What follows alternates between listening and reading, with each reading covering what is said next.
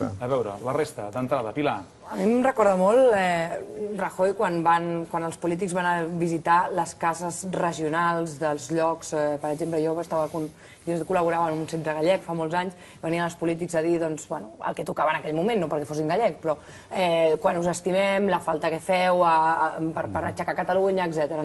Doncs una mica és el que deies, Jordi, és com us estimem, quina falta us fem, però en realitat vas a visitar aquell llogarret, aquella regió a la qual, en principi, no li prestes normalment la més mínima atenció, no l'escoltes i no li prestes atenció. Pilar, però diu que vindrà a explicar-se millor, Però és que a mi el que em fa gràcia és que no venen a escoltar els altres, us sentiu potser agreujats, ja no us sentiu agreujats, potser és que no m'heu entès bé. Jo us ho he explicat de 1000 maneres, aneu a explicar d'una enèsima manera, no?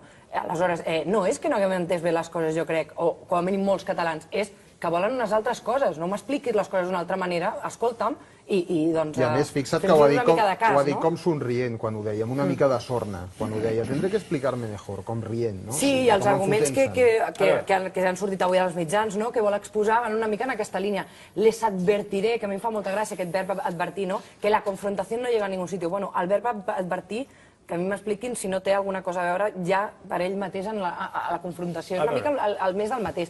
Què us passarà si vosaltres marxeu? Jo us explico les coses d'una altra manera, d'una enèsima manera, a veure si d'alguna manera ho pilleu.